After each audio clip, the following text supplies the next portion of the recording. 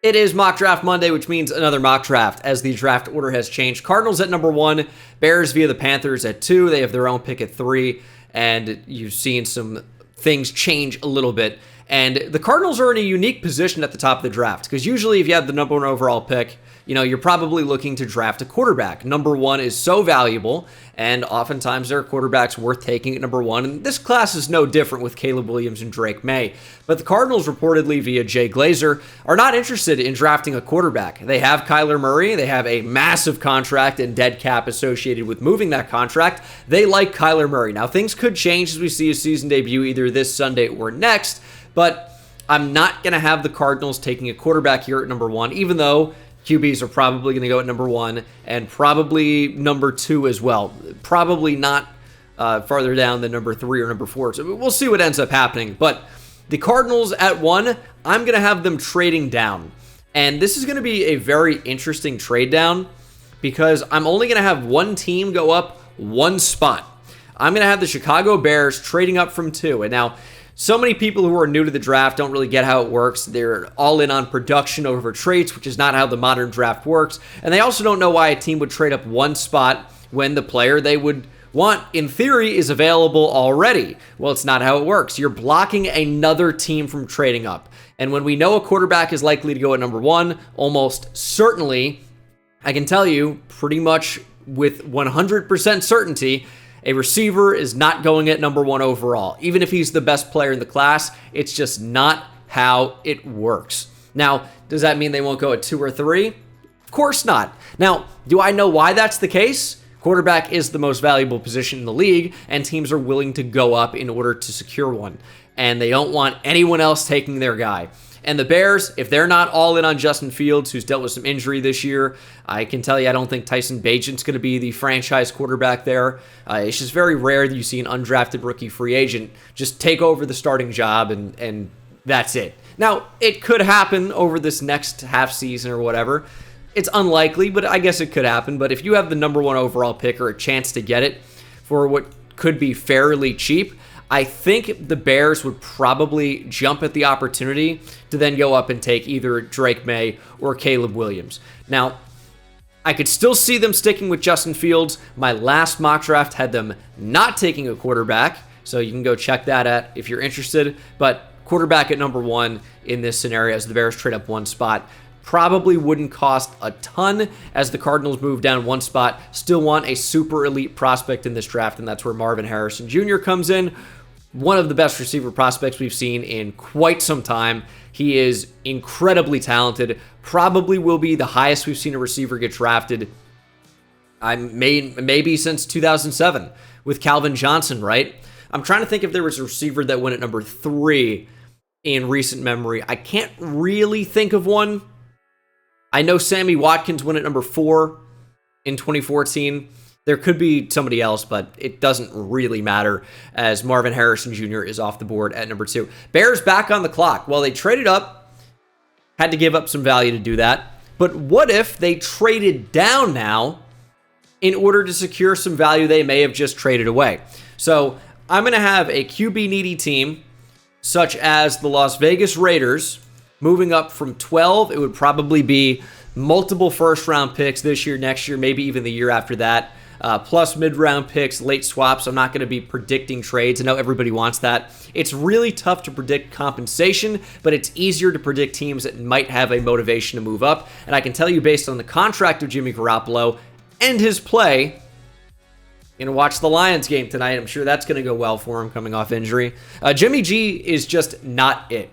So the Bears, after securing their franchise quarterback and Marvin Harrison Jr. is off the board, I think the Bears can comfortably move down for a team looking to move up for a quarterback, and then that would put the Raiders in the clock at number 3, taking their future franchise guy, Drake May, who is very much in play to be the first quarterback off the board. I've said it before, I'll say it again, teams draft on traits, not necessarily production, but when you have both, it can make for a heck of a prospect, right?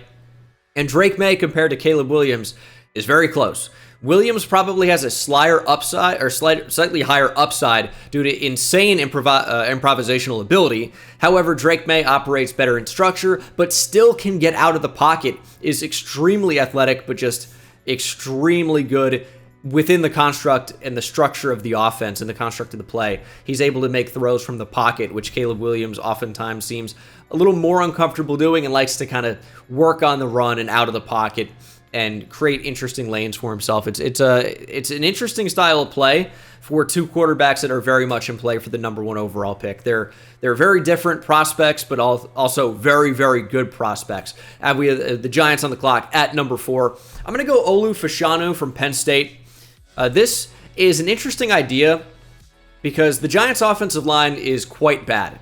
Guard is a real big need for them, and with Evan Neal not working out so much at tackle so far, you could look to move him inside to guard. Now, I want it to be known that is easier said than done. It's easy to point to Eric Flowers moving to guard after being a bust at tackle and developing into a solid starter. It's not quite so easy. It takes time, but if the Giants are committed to taking what could be the best player available at this spot and moving Evan Neal into a spot where he doesn't have to be so worried about being on an island in pass pro and work to his strength of being a mauler in the run game, Fashanu could make sense. Now, this creates problems of its own, as Fashanu would be moving from the left side over to the right side, where he's already familiar. Everything's going to be with a different side, different leg. You're basically flipping everything around. So if you're, a left tackle, everything's coming off of that right leg when you kick slide, for example. But if you're changing to play right tackle, everything's reversed, obviously. So learning curve exists there. We've seen Penei Sewell do it effectively for the Lions. Obviously, quite a good right tackle in Detroit, as the Patriots are on the board at number 5. And there's so many different things that could happen from now and then. The Giants could even be higher, could take a quarterback, could win a couple games, could drop lower. Maybe they're not even in play for a tackle, but there's no guard worth taking near this spot, I would say. As the Patriots are on the board at 5, I had them with a big trade up last week. It's just not really in their MO usually. Now, they don't always trade down, but they do like to.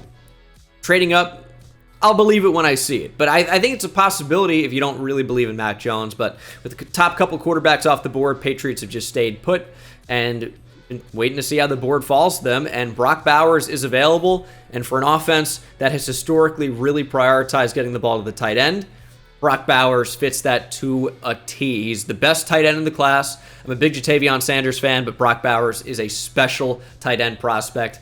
And I think right in that Kyle Pitts realm of tight end prospects, Bowers is an even better blocker than Kyle Pitts as well, but still an incredible receiver. Hunter Henry's contract expiring. Mike Gesicki, expiring contract, was only on a 1-year deal anyway with New England. So Brock Bowers can come in, start at tight end right away, and is, in terms of generational prospects, he's about as close as you're going to get at that position. Packers on the board at number 6. I'm going to have them taking Joe Alt from Notre Dame. You see me referring to the mock draft they already did. People have been wondering why I've been looking up recently. I installed a monitor above, and it's a little bit easier to just stay straight and refer to my notes and things like that. But Joe Alt with the Packers, it makes sense. He's a really well-rounded offensive tackle. I don't know that he does one thing particularly amazing, but is well-rounded in the run game, in the pass game. He's going to be a solid player for you, and we can't really rely on David Bakhtiari. It's just been one of those things with injury, and now with his contract, it's probably time to at least consider a replacement, and I know I have them going tackle every single time we do a mock draft. It just seems like something that the Packers need to look into, and I know Zach Tom and Josh Nijman, right? Those guys, and Zach Tom may be fine at right tackle, but Josh Nijman is not going to stop you from drafting a potential franchise left tackle in the first round. I can pretty much guarantee you that. As the Colts are on the clock at number 7.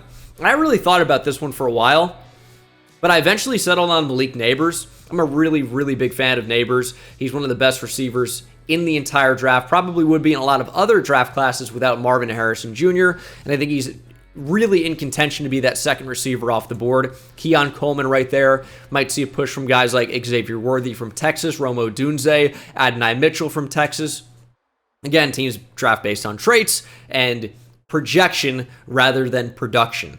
But injury with Adonai Mitchell, I think, is going to play a part in that too. You have some good players. Troy Franklin's been very productive as well. It'll be interesting to see how these receivers end up going off the board. But it's an incredibly talented class. We talked about Emeka Ibuka in my last video and other mock drafts as well, but he's probably just a slot guy. Xavier Legette is enjoying a really big breakout season for South Carolina, but it's like his 5th year. So this is a very late breakout year, which can sometimes be indicative of a player that's not going to end up being dominant in the NFL. Jalen Polk's great. I love Juice Wells. J. Michael Sturdivant's good. There's Troy Franklin. And there are a number of other players that could end up rising up the draft board significantly as well. So it's going to be really, really fun to see where these guys end up getting drafted. But that brings us to the Broncos at number 8. I'm going to go J.C. Latham out of Alabama. He's played right tackle for them. There was a thought that he was going to move to left tackle this season, but Caden Proctor from Iowa just took over, starting at left tackle as a true freshman. But I'm not moved by Mike McGlinchey, and neither are defensive ends. He is not good in pass pro at all. I think that's been well known of Mike McGlinchey for some time. He signed a contract to go to Denver. I don't think that stops them from drafting a tackle, especially with Garrett Bowles aging in his contract. And I just think that getting a big-time tackle in the mix, and that's no exaggeration, J.C. Latham is absolutely massive, listed at 6'6", 335, and I've even seen heavier than that. I've seen near 360, I believe, on Latham. He is one of the strongest tackles in the entire class, if not the strongest, and a problem for defensive ends to move. He is a really, really good prospect, and I think could definitely be a top 10 player in this class. And then, seeing all offense up to this point. How about the first defender off the board? It's going to be Dallas Turner for me. He's played up to being one of the best defenders in all of the country this year at Alabama. He is incredible. He is a juiced up, twitched up athlete, and he is incredibly talented and would fit this 3-4 attacking defense very, very well. They need help off the edge, and the Rams really need a lot of help everywhere. Their defense is a bit of a mess also. Commanders at 10. Man, do they need help on the offensive line. Tackle in particular, right tackle's a bit of a mess. Sam Cosmi moved inside to guard, and it's just been a bit of a problem for them. Sam Howell, and a lot of these sacks are his own fault, by the way, but he's getting sacked more than anybody else by a wide margin. You got to help protect the quarterback if he's going to be the guy. And Amarius Mims has dealt with some injury this year, which is going to slide in really nice at right tackle for them. But you wonder about where he's going to end up going after missing some time, but the talent is so overwhelmingly apparent that I think he could still end up being a top pick in this draft. And it's a really interesting tackle class depending on who you talk to. Guys like Taliesa Fuaga are continuing to fly up draft boards. He is a mauler, another right tackle. He is a monster in the run game. I don't know that he's going to end up being a first-round pick. I could definitely see it happening, for sure. I do not think he's going to be a top 12 pick at this point, as Pro Football Focus has him ranked at number 11. We shall see, though. The tape is very, very fun. If you're in a power run-oriented system like Tennessee or Philadelphia, he would be a very nice fit. Cardinals at 11. Going to go Jared Verse. I'm not really worried about the production going down this year. He's still an incredibly talented player with explosive pop in his hands, and that is usually indicative of something that's going to carry over into the pros. Hand placement, power, very, very important, more so than just athleticism, and he's a really good athlete. He was, I believe, a tight end at University of Albany before bulking up and moving to defensive end. Then, of course, transferred to Florida State, where he went off last year and is still a very, very good prospect, even though the production has been slightly down. I really don't care about it. Still have Leatu Latu on the board. I keep talking about this. He's probably my favorite edge in the class. I just worry about his injury history. Had to medically retire at Washington before transferring to UCLA. I just seriously wonder when a team's going to take a chance on him. But as far as tape goes, I watched him last year. I was incredibly hyped up for him as a prospect in this draft cycle. And he, of course, is putting up big numbers at UCLA. I love the player. I am hesitant with him with his injury history. I wonder where he's actually going to go. How high can you draft a player like that? Jalen Phillips ended up being a first-round pick. Could be the same of Leatu Latu. He is an incredible player. I love Leatu Latu, but that's why he keeps falling in all of my mock drafts. I keep talking about it, but not everybody sees every video, of course.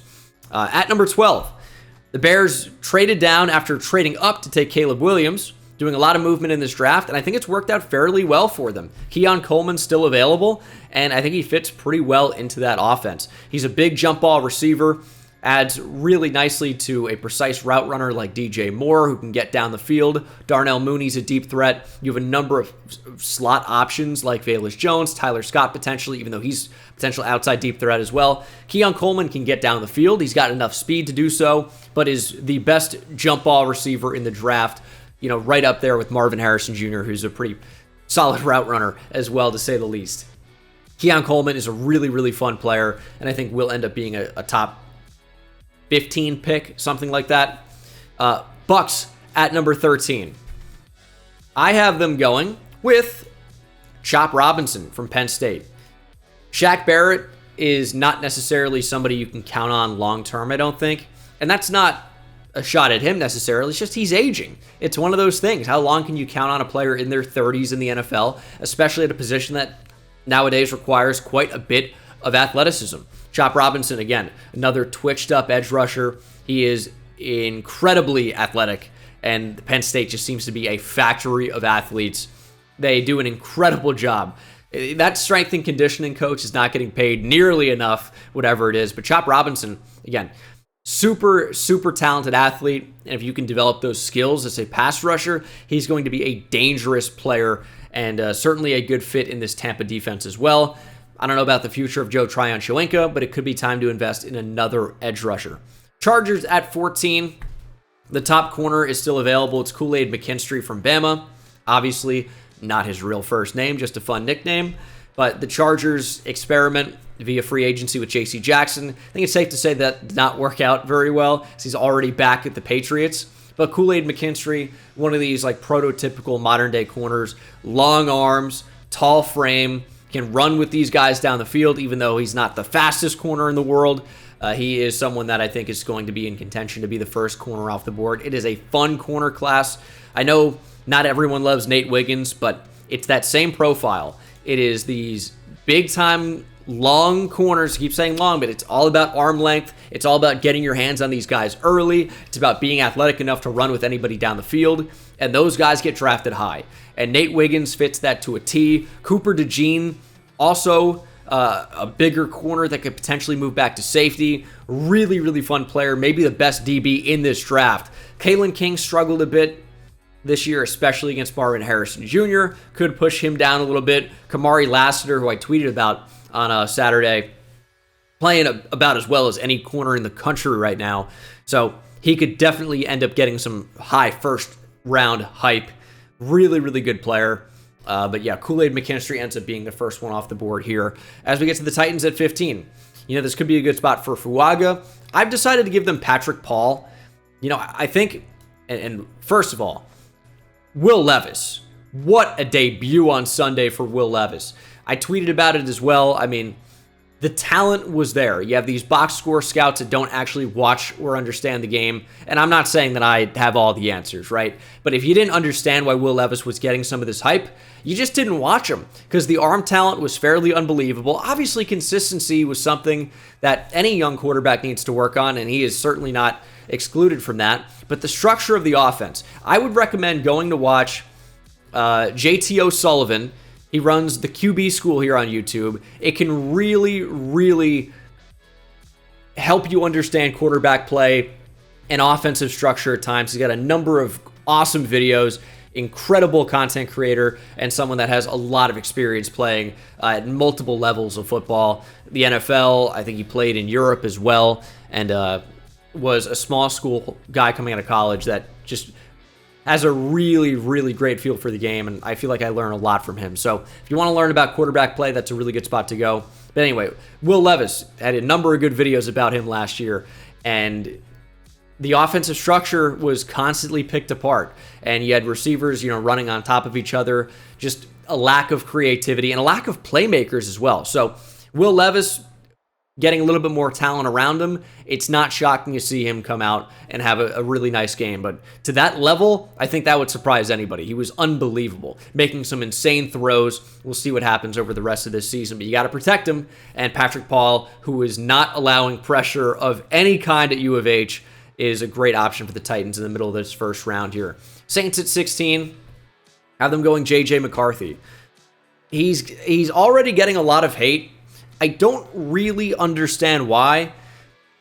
when I watch him, especially via the broadcast and via the end zone in the All 22, he's someone that can get through his different reads and progressions and throw the ball accurately. You talk about arm talent, it's right there with J.J. McCarthy. You know, to a guy like Will Levis. He's got a really, really good arm, throws the ball effortlessly with a lot of zip, and this is somebody that probably will be drafted very high. Now, does that mean top 5 or top 10, or does that mean top 50? It's tough to say how teams are going to feel about these guys, but the talent is undoubtedly there and on a very good Michigan team. I know there's a lot going on with that Michigan program right now, but he is certainly extremely talented. Those guys get drafted early. I don't care how anybody feels about him. I'm just telling you, this is the type of guy that gets drafted early in the draft. Day 2, probably at the latest for a guy like J.J. McCarthy if he declares. He's got too much talent. It is what it is. If you don't like him, sorry, but that's just generally what happens with these talented quarterbacks. Jets at 17. It's got to be a tackle all day. I've decided to give them Kingsley Suamataia. Going to go in, slide in. Well, I was going to say at right tackle. Could be in play to play at left tackle as well. Jets have a number of question marks at the position. I'm not sure if you can rely on Max Mitchell long-term. Dwayne Brown is incredibly old and injured, and Mekhi Becton is constantly injured and a big question mark. Kingsley Suamataia could end up being a franchise tackle on some side of your offensive line. The Jets really could use upgrades on both, depending on how you feel about some guys like Max Mitchell, for example, and Mekhi Becton's future. Bengals at 18. I think I did this last mock draft, but I still like it. I think this is about the range for Jerzon Johnny Newton from Illinois. He is a penetrator on the defensive interior. He lives in the backfield. He can get up the field so quickly and just completely dominate a game as a pass rusher. A little bit undersized, could end up dropping him a bit, but Aaron Donald was undersized. And he's not on the same level of a prospect as Aaron Donald, but Jerzon Newton could easily go top 20 when Aaron Donald went at 12 to the Rams back in 2014, something like that. As we get to the Falcons at 19, we talked about it with J.J. McCarthy. Pretty much ditto for Quinn Ewers. I'm a big Texas fan, of course. I think reuniting him with Bijan Robinson is very fun for the Falcons. He's obviously young quarterback, a lot to work on. He is very safe with the football. A lot of these reads at Texas are very quick, get the football out. A lot of motion, which I love for an offense, but these are like receivers are schemed open very quickly. So how is Quinn going to operate when he's the one that needs to go out and make plays? Well, we've seen him sometimes be able to get the ball down the field with accuracy and plenty of arm strength. It's just something from Quinn that I want to see more consistency with him, but the talent, again, undoubtedly is there as we get to the Vikings at 20. This is a guy who, I don't know if I had him in the first round of my last mock draft. And not really a ton has changed for me. It's Michael Penix Jr. from UW. He's an older quarterback prospect with injury history. Those will generally drop a player in the draft. And on top of that, his arm talent overall, which is strength and accuracy, is quite good. It's just not amazing, right? And he's someone that really hasn't been able to show dominance under pressure. The offensive line's so good, the offense is so good, and they just throw the ball deep like every play if they can. That's pretty much what happens. But he's able to hit these hole shots with timing and accuracy. He's got a good feel for the game. He's a gunslinger at times, but I just wonder what happens when pressure is bearing down in his face. Is Michael Penix able to improvise and make plays at a level that we see of guys that get drafted in the first round? And that's going to be the big question mark with him. Is he a round 1 guy, or does he slip to day 2? So, very interesting prospect. We'll have to see what happens. Steelers at 21. This is where I go Cooper DeJean from Iowa. Yes, he is a white corner. I'll probably say it in every video that I mention him from now until the draft. There's a stigma. It's kind of funny because we don't have any really except for his teammate last year who was drafted to Denver. But we'll see with Cooper DeJean, right? Like, he is an incredibly talented player, returns punts for Iowa, is an explosive playmaker in that regard. He's got good size and overall twitchiness as well. He's not like one of these guys that's not a good athlete that we typically expect, oh, just move him to safety. But you might want to. Might be able to impact the game more from a slot position or an overhang, or think like a Budda Baker type role where if he's playing on the boundary, maybe you're just taking one guy out of the game, best case scenario, he might be able to impact the game more if he's playing in the slot or as like, I don't like a box safety, but not box exclusive. He's got great cover skills, but maybe the best overall DB in the entire draft. You get him here at 21. It's pretty good value for a team that just needs help all over the place in the secondary. Obviously took Joey Porter Jr. last year, but you could certainly use more. Patrick Peterson's not going to be your guy forever. So Cooper DeJean's a really good player. Gets to keep wearing the black and the gold. Black and yellow. Black and yellow. Black and yellow. Texans at number 22. Need more talent. Rome Odunze is going to be that for CJ Stroud, who's making it work with not a lot of guys right now. Like Nico Collins is good. Robert Woods is not the same guy he used to be. John Mechie's also a slot receiver. Tank Dell's a slot guy. Get some deep speed that can win on the outside. That's Rome Odunze. Should be a fun pairing with CJ Stroud to get that deep ball working. 49ers at 23. Have them going Tyler Guyton, who's been really, really solid for Oklahoma this season. He was a TCU transfer, somebody that I could see being a first-round pick for sure. He's been just rock solid for Oklahoma. You know, this early stage in the season, I haven't been able to watch a ton of all 22 on all these different players, especially not the offensive linemen. I usually do not get to them until much later, and I usually like to refer to people that know a lot more about offensive line play than I do. But my strategy is watch them. How good are they in pass pro? How often do they allow pressure? How often are they beat? How often do they, overset? Things like that. And Tyler Guyton, I watched the All-22 of the Red River game, Texas versus Oklahoma, and he was very, very good from what I saw. And listen, that's why he goes to the first round. For the Niners, they need help all across the offensive line. It's not just guard. It's not just tackle. But Trent Williams is not going to be around forever. Even if Tyler Guyton starts at right tackle right away, you can potentially move him to left tackle depending on what happens with Trent Williams' future, as he is very, very old. Bills at 24. Talked about him a little bit earlier. I'm going Nate Wiggins here. I think you've been pretty disappointed with what you got from Kyer Elam. You still need cornerback help. I think you're happy with how well Christian Benford has played given his draft stock. He was like, a 6th or 7th round pick. Nate Wiggins can be a bona fide boundary outside field corner. Should be a good combo with Tre'Davious White, and then you can work some of those other guys into the mix. Lions at 25. Going with another corner I talked about a bit earlier, it's Kamari Lassiter. Another team that needs help at the position. They've been really beat up through the air this year, and they have some solid players in the secondary. Brian Branch is a great emerging nickel. You guys know he was probably my biggest draft crush of this last cycle. Kamari Lassiter, and I love slot corners. I think they're supremely undervalued in the NFL, especially when you have all these teams running 3 wide receiver sets. Why not? And especially a lot of times, their best receiver is working in the slot. How often does Justin Jefferson go into the slot now when obviously not injured? Amon-Ra St. Brown. Who's taking these guys out of the game? Your third best corner? It just doesn't make sense to me. These guys should be way more valued, and that's not Kamari Lassiter, by the way. He's an outside guy, but Brian Branch in the nickel is just going on a bit of a tangent. Lassiter, again, playing about as well as any corner in the country right now, and I think worthy of being a first-round pick to a team that could certainly use an upgrade on the boundary. Dallas at 26. I did it last time. I hate to do it. I'm a big Texas fan and a Giants fan. I've said why a million times. I'm from New Jersey, right? Big Giants and Yankees fan growing up for baseball, but I have so much family from Texas. I'm here in Texas now. I grew up a Texas Longhorns fan because of all of my family that went to the university and basically raised me as a Texas Longhorn fan. So it really, sucks that the Cowboys happen to be in Dallas, in Texas as well, right? And I hate them, but I love Texas, and I hate to do it, but Xavier Worthy is a great fit to the Cowboys. He's somebody that can win deep down the field. He's got pretty reliable hands. I know if you watched him last year, you wouldn't think that. He was playing with a broken hand. Now, is he going to be a guy that wins all these jump balls or catches the ball in traffic? No, but he's a guy that can create space and separate, much like a Jordan Addison type player. And those guys end up in the first round. I think Xavier Worthy will. He's undersized.